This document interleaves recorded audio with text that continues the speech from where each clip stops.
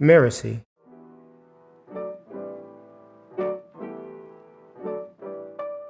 I like to get lost a lot, and New York's such a perfect place to do it. And mostly when I'm really just present in the space, it feels very safe. To walk around without direction. Yes, So you're wandering. I'm a wanderer for sure.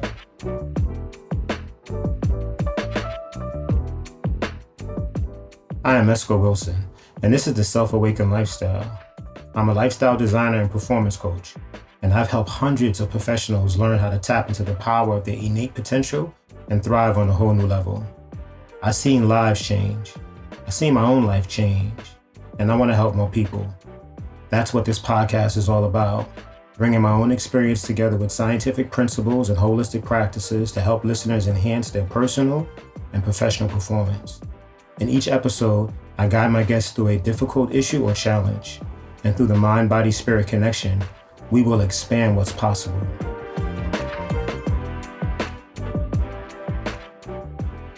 So for today's episode, I want to share a story about what guided my decision-making process to becoming a drug dealer. I mean, I can take it back to adolescence and growing up in Harlem, but I'm going to start in high school, where I'm trying to figure out, who do I want to be?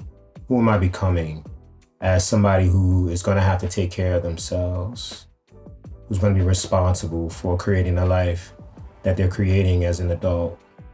And I guess like many high school kids, big story, big success. I knew I was going to be playing football for Florida State University. At that time, one of the top football programs in the nation. And the idea of it was intoxicating. The dopamine rush, just fantasizing about it, very, very powerful. But I'm too small, I'm too slow. And the work necessary to be an athlete at that level, that was not what I was interested in. That did not have the same kind of euphoric feeling. So I put that down, kind of exploring who I want to become. I thought I was going to be an engineer when I got into college. You know, my father, he studied engineering. My older cousin, who I admired, he studied engineering, but engineering did not happen. And I can see why. I mean, the amount of work that I got exposed to my freshman year trying to study engineering, oh my God, it was extreme. And this level of success that was promised to me, you know, being a successful engineer, was just too small. It didn't give me that euphoric feeling. All right, let's try computer science. Same thing. Nope, there's nothing there. What was there? What guided my decision-making process? What made me feel special inside? What gave me a rush? What gave me excitement? What was I willing to put the hard work into? The idea of becoming a superstar in relation to being a drug dealer was very intoxicating. That energy drove my behaviors. Behaviors around pretending that I'm a bartender. I went to bartending school and I went through the hiring process. I got offered a job, which I did not want or needed because I had already started up my little drug operation, but at least I had a story. I'm a bartender. That's how I make my money. And I'm in the school of business. So I'm the kid who takes his bartending money and collects it up and gets a connection to a car auction. And at this car auction, I'm buying cars wholesale and selling them retail, advertising them in the newspaper for profit. I take that profit and I invest it in the stock market. I'm in the school of business and I'm studying these things and I'm making huge gains in the stock market.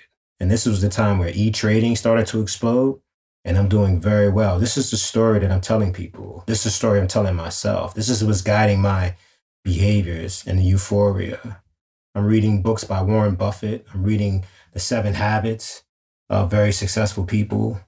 In 1 year, I turned a 1.7 GPA into a 3.6 GPA in a very short amount of time. I'm taking my money, I'm hiring tutors to help me.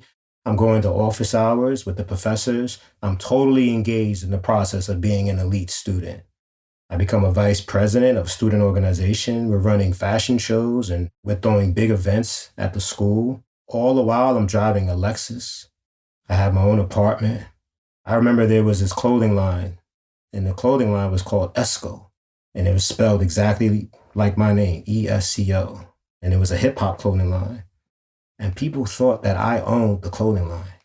The euphoria associated with that, it cannot be matched. And that guided all of my decisions, chasing that high, loving the ride. Where was I going? Clueless. All I knew was I'm feeling good. Every cell of my body is saying, wow, this is high levels of vitality. I was homeostatic with an overdriven dopamine secretion from this story, this fantasy that I was allowing myself to explore. The goal became to continue that fantasy, to continue that euphoria, to always stay in that feeling.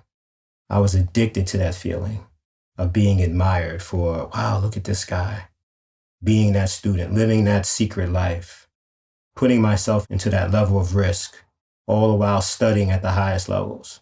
We would have study groups. I would lead the study groups, living in this fantasy, this dualistic lifestyle. Every cell in my body loved it. They vibrated at the highest levels. It felt amazing. And I truly loved the ride. And then something shifted. Everything shifted. I'll tell you about that story another time.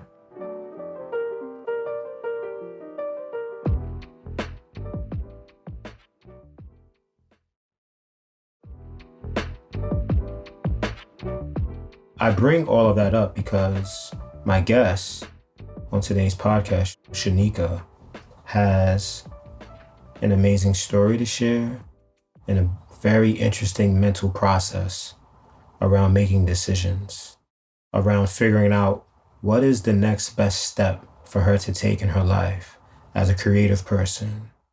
How does she use her body and her intuition and her emotions to help give her the right journey, the right trajectory? And we'll explore some of the benefits of that approach, of being what we call the wanderer, and what are some of the shortfalls. How do you feel? Very comfortable. Emotionally, how do you feel? Emotionally, I feel emotionally very calm, tranquil. I feel at ease, but I'm like looking forward. I like that. I like that because it represents a certain balance between the here and now and what's possible. Talk to me about your future. What do you see in your future? Let's project it out. 5 months from now, I'm going to be between a lot of places, my work, for what I do. And it's going to be a lot of trips on a plane. I see the sun. The plane is traveling to what location? Most likely it's going to be Puerto Rico, but there could be tangential flights, but I don't see any no in my future. I see lots of, okay, sounds possible. I like an ideal is creating a rhythm within the traveling, within the mundane. What does that look like? Not getting comfortable on the plane. Maybe my hips are tight. Figuring out stretching in spaces that aren't conducive to such a thing. Noticing, just being present. And then the relief that comes when you land and you're on a tropical island. The last time you were on a tropical island? It was in May, so pretty recently. Where'd you go? Puerto Rico. What'd you do? I traveled with 2 friends of mine that are from Venezuela, and we went around the island in a way that I had never before, since it was through their lens. It's very interesting. I enjoyed the experience quite a bit. Actually, one of the people that I went with is someone that I worked with at a restaurant in Midtown. And this is an example of you creating life. Fair? Unfair? Fair. Give me another example of you creating life. I like to get lost a lot, and New York's such a perfect place to do it. And mostly when I'm really just present in the space, it feels very safe. To walk around without direction. Yes, So you're a wanderer. I'm a wanderer for sure. On New Year's Eve, I left work and I worked at a restaurant on the Lower East Side. I just wanted to walk. And I started just walking. I'm literally letting whatever you want to call it, spirit, take me. And I'm walking and I can just feel like a magnetic pull. And it's well past midnight. It might be 2 a.m. And I look around and I'm like, damn, I am center in the projects. What am I doing? And then I look up and there's someone who's definitely trying to catch someone sleeping. And he looks at me and he shows me his phone and he's like, can you help me get to here? And I don't know why, because English is the first thing that I speak generally. I just looked at him and I was like, ¿qué? And I was just in Spanish, I don't know what you're and then he immediately stopped and let me pass. And then I really, really had to use the bathroom. And I was just like, Spirit, what is happening right now? Where are you taking me? You are being ridiculous. And it was a crazy, crazy, crazy thing of me to do. And it's not something that I wanted to do for fun or even for educational purposes. It was just a pure wander. Sometimes your logical mind needs to be taken into consideration. Okay. Now we're looking at a spirit that guides the wanderer, but there's also a logical conversation to be had with the wanderer. Fair or unfair? Fair. So this logical conversation, how does it start? I can't imagine that because it hasn't happened, it's something I have to consider in the moment. Okay, so in this moment, Mm-hmm. the voice of the wanderer is saying what? The wanderer doesn't say anything, it just moves. The voice that speaks logically is saying what? Just listen. What's the benefit of just listening? You hear the intention, not the words. What are they listening to? It's just the truth. Sometimes I will think that I'm listening to what is being said, and what I've done is really just moved a lot of things that I think you're going to say together.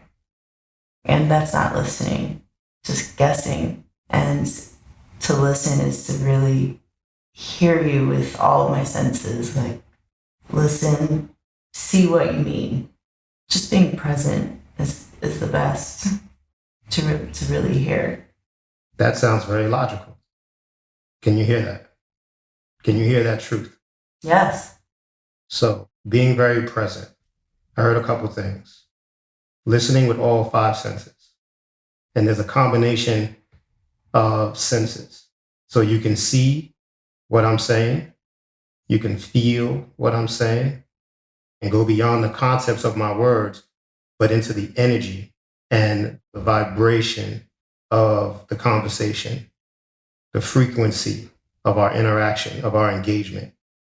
To me, that sounds not only universally truthful, authentic, but it sounds like the wanderer speaking logically. How fair is that? I'd say very fair. So we're giving the wanderer a voice. Yes. We got introduced to the wanderer inside of you, and then we said, well, maybe there should be more logic introduced into the conversation, into this vibration. And then it was this beautiful model of presence where all five senses start to work together and start to blend together and deliver more data in a more unique and creative way so that the mind can see more fully, see the truth more completely. So let's sit with that for a bit because I want you to feel what I want to share with you. So I'm asking your nervous system to be loose and heavy and receptive, the same way soil is receptive to moisture, and let it sink deep into the roots. I want you to visualize that, but feel it in the space that's around your heart. Now, there's a wanderer inside of you that has unlimited potential. I say that because the wanderer is the one that can explore the unknown comfortably, the one that's willing to go beyond logic, rational thinking, existing models, and dive into something completely unknown and create from a clean slate. Create in the moment from a vibration and frequency that is very powerful. And still, we want to have an understanding of the future, not just a vibration here and now, which is very pleasant and soothing, comfortable, but a projection of what the future could look like. My intuition tells me that you are fearful of setting a clear target because then it minimizes the capability of just wandering. How truthful is that? That is so very accurate, and I'm glad that you could put it into words. The truth is, I was fearful that if I shared what I see in you and how you talk about your dreams and the things that you would like to experience, I was fearful that if I said, I don't see a target, I don't hear you talk about targets, that you would recoil, that you would take it as a judgment, that I'm judging you. And I don't want you to think that. Is that okay? Yes, that's perfectly. I feel that the way that you just expressed it showed to me immediately that you have no judgment for it. But I kind of knew that coming into it because you were also able to put into words my creative process that I didn't even know that I had, which is bottom up. And that's so true. And it's kind of spurred a lot of recent creativity. And I appreciate that. I'm very, very thankful for it because it has helped tremendously. And I'm sure that wasn't even something that you intended. And that's why I love to wander. The more I wander, the more of a picture comes together. And the more of the puzzle pieces fall into place. How's that feel as you watch the picture become more clear? How's it feel when you allow that to happen by wandering? I feel centered. So centered is like grounded. Grounded, yeah, like physically grounded. Okay, so here's what is coming up for me. You mentioned a process of creativity that's bottom up. So with each wandering movement, things become more and more clear. The bigger picture starts to emerge. And that's grounding for you. That's, in my opinion, phenomenal because if you ask 10 people, 9 out of 10 are going to say, oh, a wanderer is way out there in the cloud. They're aloof. They're floating somewhere else. They're not grounded. You're saying the complete opposite. You're saying the more you allow yourself to wander, the deeper and more centered and grounded you become. Yeah.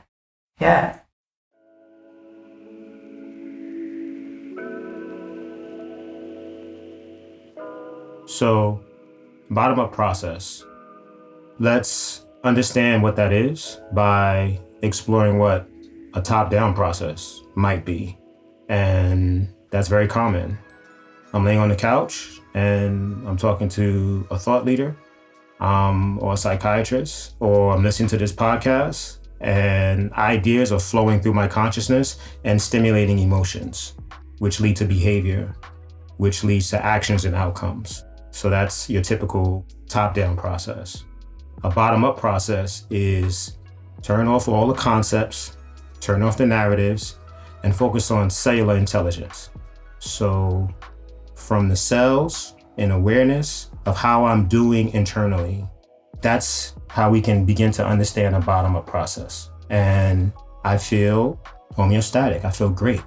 I can deal with external stress because internally, everything is operating at a high level. And that leads to emotional intelligence. That leads to a higher self-concept. My self-esteem expands.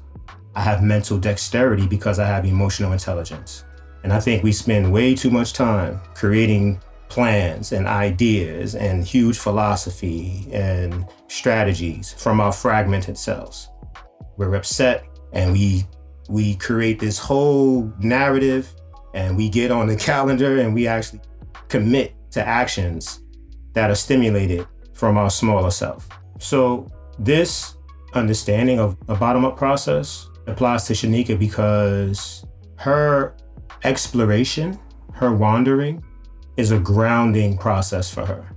So by her exploring externally, she's actually settling in to a homeostatic mechanism. It's calming for her, it's balancing for her. And some people might not recognize that her wandering around is actually her soothing the cells in her body. It's her establishing regulation. It's her integrating the subsystems of her body by engaging in this wandering activity and creativity and flow. It's a meditation for her. And once we take the movement out of meditation and we think of like traditional meditation, that's a top-down process. So she has this, again, symbiotic relationship between how her mind and her body is working through this activity of wandering around, where many of us, I'm assuming strongly, would look at as kind of foolish or misguided, misdirected. But it actually gives her perfect direction. It's her navigation tool. So the wanderer that you are has faced some challenges. Fair, unfair? Fair, but I see it so differently now. I just wanted to make the people who I cared about just happy. I wanted to do what they wanted me to do.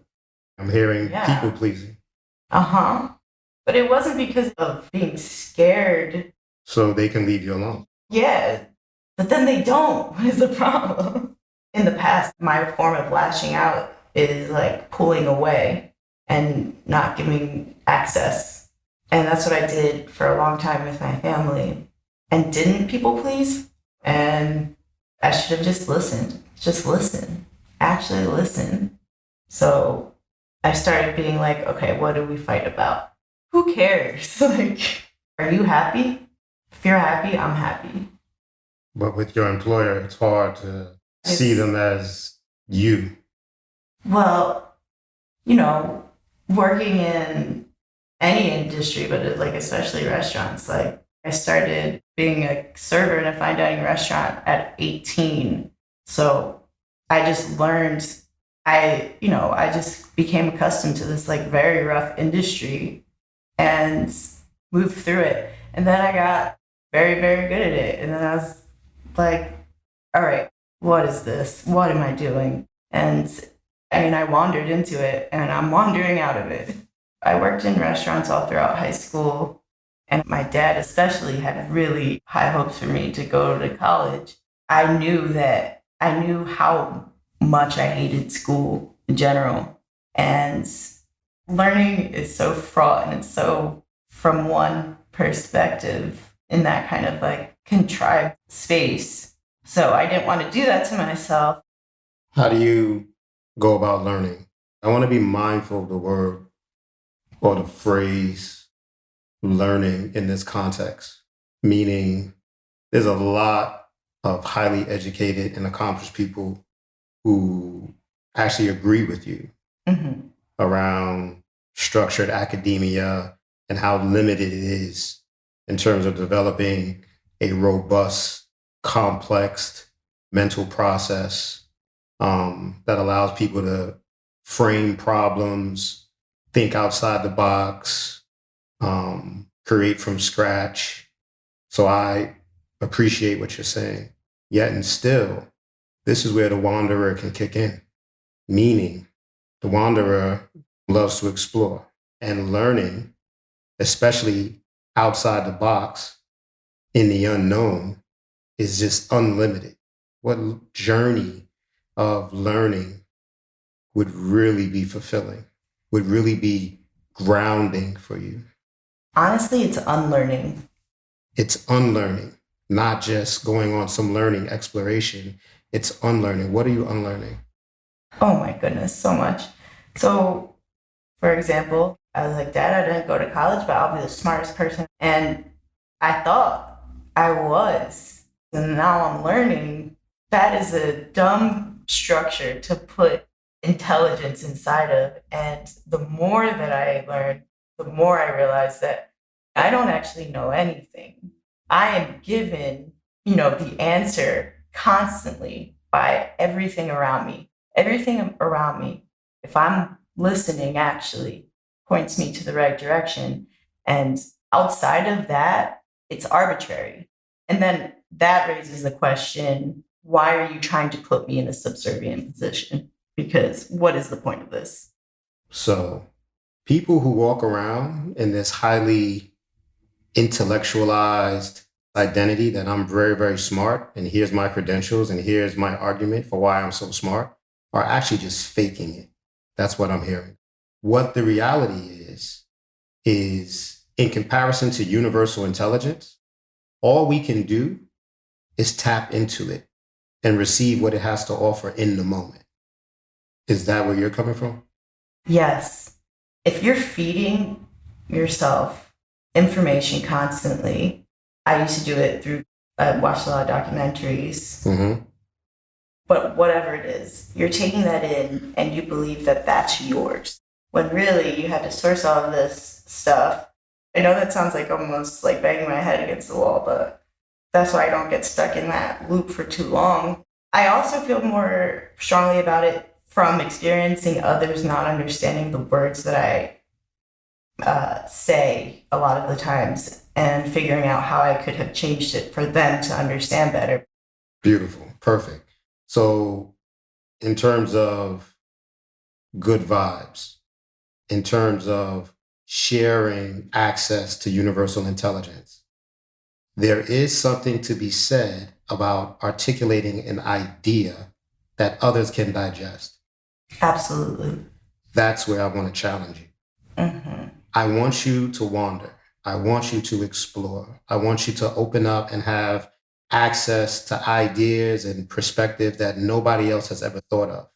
Go way out into the unknown, far, far away. But when you come back with your insights that you have to share, I'm challenging you to share it in a way that's digestible to others. I guess that would be just the art that I create, Ah, beautiful. Okay. So when do you see yourself sharing your comedy set? I don't know. Okay. But I've recently opened up a lot of time to think about it. Okay. So, I adjusted the way that I spoke for years, especially like Philly restaurants, very white, very, very white. And I hadn't met white people until I went to high school. So I was a very good mimic. And that started to become me, which was super alienating to my family. And I could speak so eloquently, so beautifully. Oh, did I make people feel so good? I'm not a geisha. So that New Year's Eve is the last New Year's Eve I'll ever be in a restaurant again, because there's no restaurant even working at the highest capacity with everything going right that deserves my abilities. Okay. There's a little bit of ego that is necessary from time to time. So next New Year's Eve? Next New Year's Eve, who knows? But it won't be under anyone's thumb. That's for sure. Okay. So you know what it's not going to be? Mm-hmm. Okay. What else is it not going to be? The thing with restaurants is people pay a very small price to have access to you. And I'm just so not about that. So no matter where I am, if it's alone, if it's with people, I know I'm going to be honoring me. And that's honoring my family and my greater family. And I mean that entirely. Like that stretches out to even like honoring like the trees outside wherever I am. So you're not going to be under somebody's thumb. You're going to be separate from certain types of people. You're not going to be frustrated. What else is not happening next year? I don't like too many knots. Okay. Do you understand why I was exploring what you're not going to be doing? To keep away or to kind of structure what to avoid, I suppose. No. The reason is because you talk about vibration and being in the moment and projecting something out based on how you feel and how that influences your future. And your vibration shifted. Did you feel your vibration shift? No, but I'm sure that you did. When you were talking about honoring your family, there was a different vibration. There was a different persona that I was speaking to. Yeah, it was more clannish. And that's fine. So that part of you combined with the wanderer may not be able to create a clear picture of what a year from now might look like, because that's not how you do it.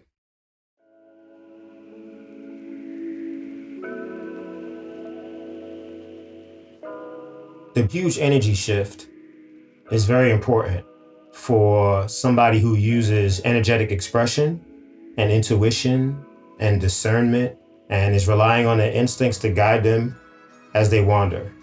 The wandering is supposed to be a regulatory process so that something inside emerges that can see the bigger picture.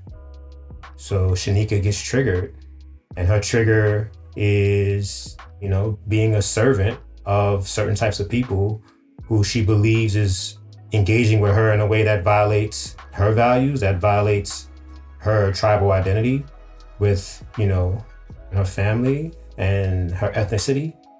And then when that trigger emerges, as you're wandering, what happens? Where's the bottom-up process? How does that impact decision-making? How does that impact the journey? The trigger is so powerful, so sharp, that not only is the journey altered, like I want to be a creative, I want to move into creative expression, potentially be a comedian. Instead of that being the journey and using waitressing as a way to fund that potential, the journey becomes something else. Like the journey becomes, how do I protect myself and protect my family? The persona, instead of it being a wanderer who is using energetic expression that's internal and creativity to build something, is now building boundaries, is creating walls, is being a soldier. But is the soldier fighting the proper fight? If you're a wanderer, the soldier might just wind up, engaged in battles that are not tied to the bigger picture. So that's the threat. The beauty is this. You're a wanderer and you're looking for pieces of the puzzle. And you're looking for very important pieces that give you an idea of the bigger picture. This powerful trigger that throws you off your trajectory and alters your persona might be the most important piece. Her wandering can allow her to create something that's very, very powerful. If she becomes the person who can step into powerful, energetic situations and then alter them and purify them into their higher form and then share them in a creative way. That's why it's important for Shaneeka to watch this trigger and then tap into it. The primal energy associated with it that explodes becomes added fuel for expansion of consciousness, which is important for her because she has to be in the process of making money while trying to create something which is very challenging to do, being a comedian and being an artist. And I think many, many artists fall into this category, especially living in New York City. And the challenge of, creating a work scenario that's not in alignment with your creative endeavors, if that challenge starts to become overwhelming, and we become harsh and we become disjointed, all of the creative potential is used to try to defend ourselves and fight a battle that may or may not be worth it. And at some point, we get overwhelmed, we get tired, and the dream is lost. And the wanderer can never find themselves, can never find their true passion. So it's okay to work from things that you don't like. It's okay to operate from things that bump up against your boundaries. Mm-hmm. It actually gives you, as a wanderer who likes to roam around free, an opportunity to see something very clear. Because when she bumps up against something and it creates more of a primal, reactionary awareness, use that primal, reactionary energy to help fuel you in a specific direction. Like you said, as long as I'm going in a certain direction, I can wander. So use these things that may seem negative at first to help propel you in at least the right trajectory. So we don't have to talk about what next year looks like. We just want to be able to document our boundaries, our code, what our tribal identity looks like, the things that we really don't like, and spend some time understanding the opposite so we can appreciate the things that we really do love. And in the process of unlearning, I'm going to unlearn that for whatever reason. That's going to propel you in a direction of learning something new. Fair or unfair? Absolutely. Yeah.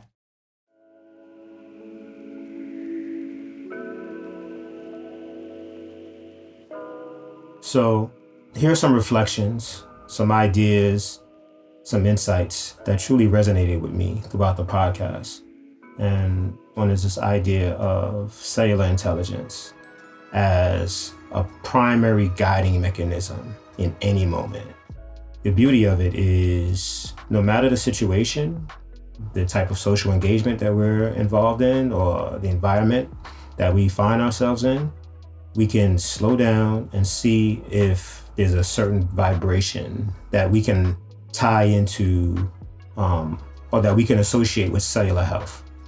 Do I feel like the cells in my body are operating at the highest level? What around me is altering that? And how can I make adjustments from the inside out first in order to find alignment with the situation that I find myself in? Knowing that if I find that alignment, then there's a connectivity, an energetic connectivity, which expands my ability to see patterns. And as I recognize these patterns, universal intelligence opens up. And now, internal coach, the master coach, awakens. And the decisions that I'm making in that moment, very profound. Decisions that can push me on in the direction that I want to go in. Even though I'm wandering, I know I'm going in a beautiful direction. All because I allow my navigation system to start with cellular intelligence. In the yogic system, it's called pratyahara. You actually feel nothing, like the skin, the muscles, the blood flow. You're so calm and at ease, the body doesn't need to send signals to consciousness to make any adjustments. So we're thriving and we feel great, and there's a trigger that kind of throws us off. Because we've already expanded our window of tolerance, we can address it, whatever that trigger was or whatever that discomfort was, we can address it and then hopefully clean it up and move forward. But if we already come into the game with pain, forget about it. The window of tolerance is narrow, so we're very defensive. We're hyper alert on small things. Seeing the bigger picture is just not an option. And that little strip starts to pull you in a direction that has nothing to do with the big picture. It has nothing to do with you creating what you really want to create. Even though your consciousness can't see it, deep down inside, your passions, your love, your deeper intentions knows that it wants to go north. But this reactionary, narrow strip of life experience is pulling you south. And you don't even know it, because the person that you are being who's driving down this narrow strip, driving very fast, feels that it's doing the absolute correct thing. We're going south. I can make a decision. Do I want to continue in that direction, this new direction? And do I want to be this new person? Or do I resonate more with the initial trajectory? with the initial person I was being. That's where we start to create duality. What's happening in between these two directions? What's happening in between these two various personas? That's where you start to get into the gray. With a bottom-up process, we can begin to discover what direction truly resonates. What really feels good? What really feels homeostatic? Who do we want to become? And what direction do we really want to go in? So when we get slapped in the face and we get thrown off, that's going to split us in two. It creates duality. It's okay to allow that duality, those polar opposites, to expand far away from each other, and then play in the middle, and play in the middle, and wander in the middle from a bottom-up process. So these are the mental models on how to successfully navigate a process of self-creativity and self-expression and exploration without having a specific date, a specific target, some huge strategy, but allowing things to play out, allowing things to emerge into your consciousness until you really find something that resonates at the highest levels. So for Shaneeka, know that you're triggered by a certain narrative, by a certain type of exchange, engagement with certain types of people in certain types of situations. And when you're triggered and upset, look at that part of you and ask yourself, what direction does this part of me want to go in? What kind of life do they want to create? How do they want to wander? At the end of the day, is that really where I want to go? Before she answers that question, create the juxtaposition, create the polar opposition. So I was going in this direction. I feel myself being pulled in this other direction. What does it look like to play in the middle? What does it feel like to really embrace these opportunities that are happening in the middle of these polar opposites? And then build from there.